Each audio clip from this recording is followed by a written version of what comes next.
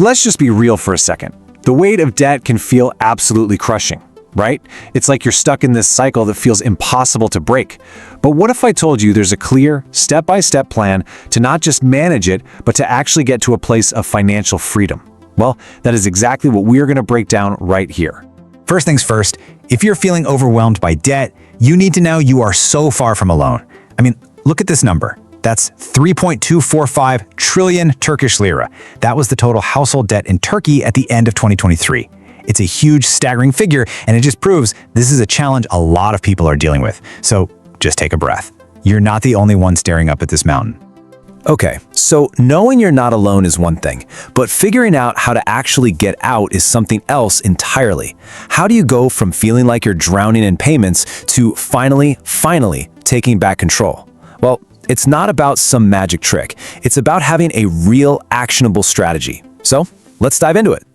We've got a 5-stage roadmap to guide you through this whole thing. First up, we're going to face the numbers head on.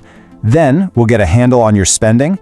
After that, we'll figure out the best repayment strategy for you, Snowball or Avalanche. Then we'll do a quick reality check on your debt limit. And last but not least, we'll talk about how to win the mental game. You know, you can't chart a course to somewhere new without knowing exactly where you are right now. And it's the same with debt. This journey starts with one simple, but sometimes really tough action, confronting the reality of your situation, no matter how much you might want to avoid it. So, the bottom line is, you just can't manage what you don't measure. It is time to create a complete inventory. And it's simple, really. Grab a pen and paper or open a spreadsheet. Then you're going to list every single debt. And that includes everything. Credit cards, loans, even that money you owe your friend. And this is key. Next to each one, write down the total amount and, super important, the interest rate. This is your new starting line. I want you to imagine your debt is a big pool of water you're trying to empty. Now, if you've got a bunch of hoses constantly pouring more water in, you're never going to make any progress, right? It's kind of pointless. So before you can start draining that pool, you have to turn off the taps. And that means getting your spending under control. And this is where we can borrow a really brilliant method from Japan called Kakaibo. Now, this isn't some complicated app or fancy software. It's just the simple, incredibly powerful art of writing down every single thing you spend money on. The whole point isn't to make you feel bad. It's just to build total, honest awareness about where your money is actually going. This is exactly how you find those leaks we were talking about. So for just 1 month, you're going to write it all down. The coffee in the morning, that online subscription, your groceries, everything. Then, you split them into 2 simple columns, needs and wants. I guarantee when you see that your wants are adding up to hundreds, maybe even thousands a month, you'll know exactly where you can start cutting back to free up cash for your debt. And to help you out, use this little mental checklist before you buy anything that's not an absolute essential. A lot of the time we spend money because we're stressed or bored. It's what people call emotional spending.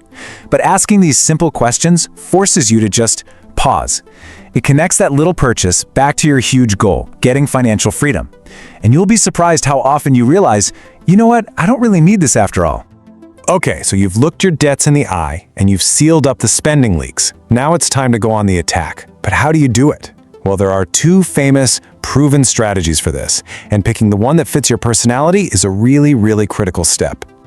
So what we're looking at here are the 2 big players.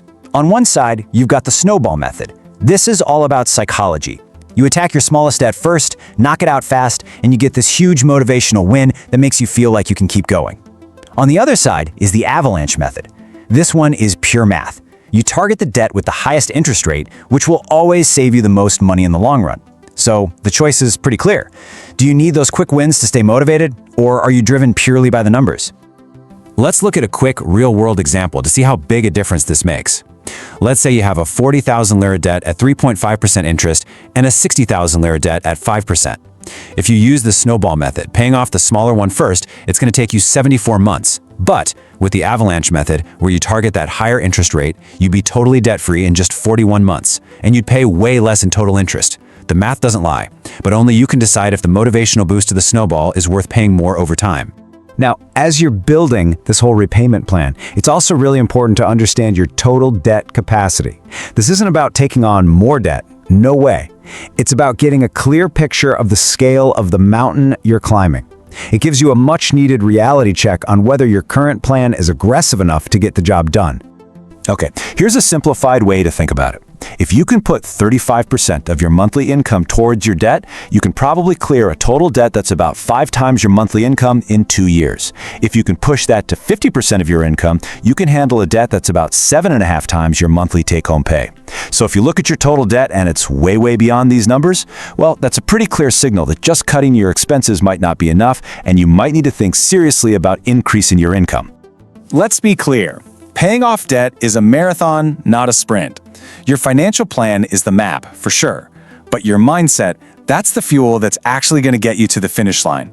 Staying motivated when this journey feels like it's taking forever is just as important as any budget you make. So how do you win this mental game? Well, for starters, make it visual. Get a chart and literally color it in as you pay stuff off. And you have to celebrate the small victories. When you pay off one credit card, that is a huge deal. Make it one. And always, always remind yourself why you're doing this. Is it for less stress, for your family, a different future? And please stop comparing your journey to what you see on social media. Just focus on your own progress. But maybe the most powerful shift of all is this. Stop asking, how can I cut more? And start asking, how can I earn more? That question alone moves you from a place of scarcity to a place of opportunity, and that can change everything.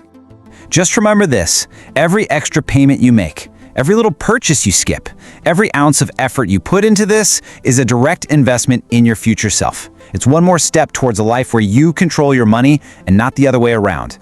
So, the plan is laid out. The strategies are clear. The only thing left to do is to start. The path to becoming debt-free doesn't start next month or even next week. It starts right now, with that first honest step of just writing it all down.